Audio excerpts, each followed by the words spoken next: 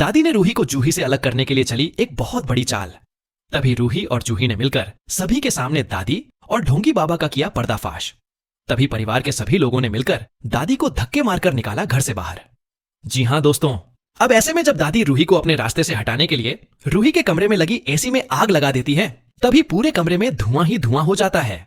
तभी दादी जूही को अपने साथ उसे कमरे से बाहर निकाल लाती हैं, क्योंकि जूही के पेट में उनके घर का चिराग पल रहा होता है और उस कमरे का दरवाजा बाहर से बंद कर देती है, जिसके कारण रूही उस कमरे में अकेली बंद हो जाती है।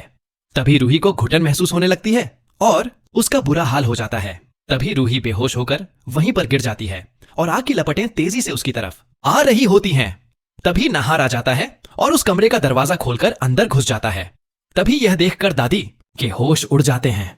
तभी नहार रूही को अपनी गोद में उठाकर और आग से बचकर रूही को उस कमरे से सही सलामत बाहर निकाल लाता है और दादी की चाल नाकाम हो जाती है। तभी कुछ समय बाद परिवार के सभी लोग मिलकर देवी मां के मंदिर जाते हैं।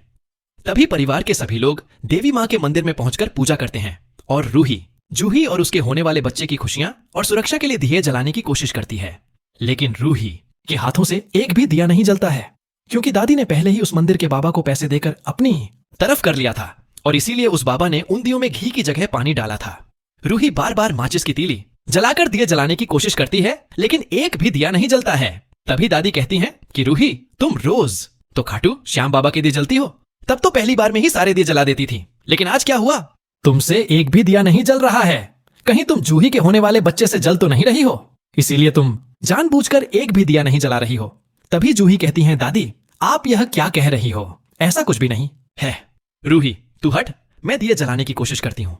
तभी दादी एक बहाना बनाकर सभी लोगों का ध्यान अपनी तरफ करती हैं और जब सभी लोगों का ध्यान दादी के ऊपर होता है, तभी वह बाबा दिए की थाली बदल देता है और जब जूही वे दिए जलाने की कोशिश करती है तो पहली बार में ही सारे दिए पानी डाला था। रूही बार बार माचिस की तीली जलाकर दिए जलाने की कोशिश करती है, लेकिन एक भी दिया नहीं जलता है। तभी दादी कहती है कि रूही तुम रोज तो खाटू श्याम बाबा के दिए जलती हो, तब तो पहली बार में ही सारे दिए जला देती थी, लेकिन आज क्या हुआ? तुमसे एक भी दिया नहीं चल रहा है। कहीं तुम जूही के होने वाले बच्चे से जल तो नहीं रही हो, इसीलिए तुम जानबूझकर एक भी दिया नहीं जला रही हो। तभी जूही कहती है, दादी आप ये क्या कह रही हो, ऐसा कुछ भी नहीं है। रूही तू हट, मैं दिए जलाने की कोशिश करती हूँ। तभी दादी एक बहाना बनाकर सभी लोगों का ध्यान अपनी तरफ करती है और जब सभी लोगों का ध्यान दादी के ऊपर होता है, तभी वो बाबा दिए की थाली बदल देता है और जब जूही में दिए जलाने की कोशिश करती है तो पहली बार में ही सारे दिए जल जाते हैं। तभी ये देखकर जूही को गलतफहमी हो जाती है और उसे भी ये लगने लगता है कि रूही उससे जलने लगी है, इसीलिए उसने जानबूझकर एक भी दिया नहीं जलाया। तभी ये देखकर रूही अंदर से पूरी तरह टूट जाती है, उसका मन रोने लगता है। लेकिन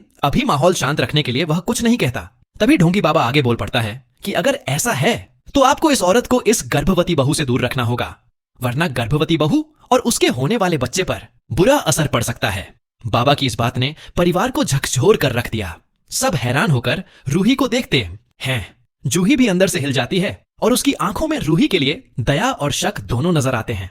दादी की खुशी का ठिकाना नहीं रहता, क्योंकि जैसा वह चाहती थी वैसा ही बाबा सबके सामने कह देता है। लेकिन तभी रूही का दिल कहता है कि जरूर दादी ने इस बाबा को पैसे देकर अपने पक्ष में कर लिया है। तभी रूही मन ही मन ठान लेती है कि अब चाहे कुछ भी हो जाए वह इस ढोंगी बाबा और दादी का सच सबके सामने लाकर रहेगी। उसी रात रूही अपने कमरे में बैठी सोच रही होती है। तभी नहार उसके पास आता है और उसे संभालते हुए कहता है कि रूही तुम चिंता मत करो, मैं जानता हूं कि तुम निर्दोष हो और मैं हमेशा तुम्हारे साथ हूं।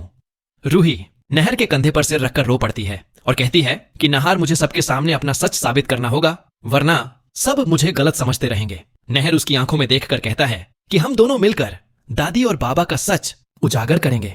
अगले दिन रूही और नहर एक योजना बनाते हैं। रूही बाबा से मिलने के बहाने उसके कमरे में जाती है और छुपकर उसकी और दादी की बातचीत सुन लेती है, जिसमें दादी यह स्वीकार कर रही होती है कि उसने ही घी की जगह पानी डलवाया था और उसने ही बाबा को पैसे दिए थे। रूही इस पूरी बातचीत को अपने फोन में रिकॉर्ड कर लेती है।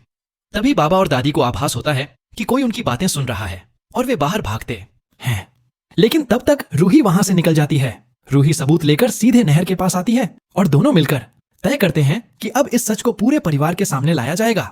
अगले दिन परिवार वाले जब एकत्र होते हैं तो रूही और नहर सबके सामने वह रिकॉर्डिंग चला देते हैं। सभी यह सुनकर दंग रह जाते हैं कि कैसे दादी और बाबा ने मिलकर पूरी साजिश रची थी। तभी परिवार के सभी लोग मिलकर दादी को घर से बाहर निकालने का फैसला करते हैं और दादी हमेशा हमेशा के लिए घर से बाहर हो जाती हैं। और अगर आपको नहार और रूही की जोड़ी पसंद आती है तो आप इस वीडियो को लाइक करके चैनल को सब्सक्राइब कर लें और कमेंट में आई सपोर्ट रूही जरूर लिखें। और अगर आप भी अपने परिवार के लिए एक अच्छा सा लाइफ इंश्योरेंस लेना चाहते हैं तो कमेंट करके जरूर बताएं। मैं बेस्ट लाइफ इंश्योरेंस के ऊपर एक फुल डिटेल में वीडियो बनाकर इस चैनल पर अपलोड कर दूंगा।